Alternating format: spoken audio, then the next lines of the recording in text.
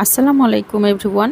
আজকে আমি পটল দিয়ে মাছ রান্না করব আর এই কুমড়া ভাজি করব, মিষ্টি কুমড়া ভাজি। এটা মিষ্টি কুমড়া ভাজিতে কিন্তু খুব অল্প তেলে রান্না করা যায়। আমি এখানে 1 টেবিল চামচেরও কম আমি দিয়েছিলাম তেল।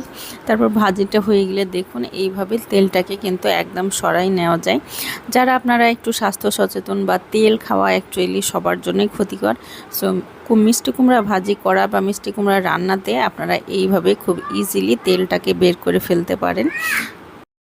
এখন আমি আমার পটলটা সেদ্ধ করা হয়ে গেছে, পটলটা আমি কষা নিয়েছি এবং কষানোর সময় এখানে আমি টমেটোও দিয়েছিলাম।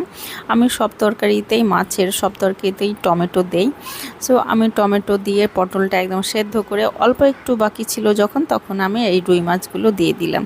সো এই হচ্ছে আমার মজার পটল দিয়ে রুই মাছ রান্না করা। আর আপনাদের যাদের উইকলি চ্যালেঞ্জ পূরণ হচ্ছে না, তারা কিন্তু খুব সহজেই উইকলি চ্যালেঞ্জ পূরণ করতে পারেন যদি আপনারা আমার এই ড্রিমস বাই আসমা এই পেজটাকে ফলো করেন। আমি আরেকটা পেজ, আমার ফরিদা ইয়াসমিন, এটা হচ্ছে আমার আইডি। আমার আইডি থেকে আমি আপনাদেরকে ফুল গিফট করব। আমার কাছে অনেক অনেক ফুল আছে, তবে আমাকে ফলো করতে হবে আর আমাকে কমেন্ট করে জানাবেন। আমি ইনশাল্লাহ আপনাদের উইকলি চ্যালেঞ্জ পূরণ করে দিব। So thank you for watching.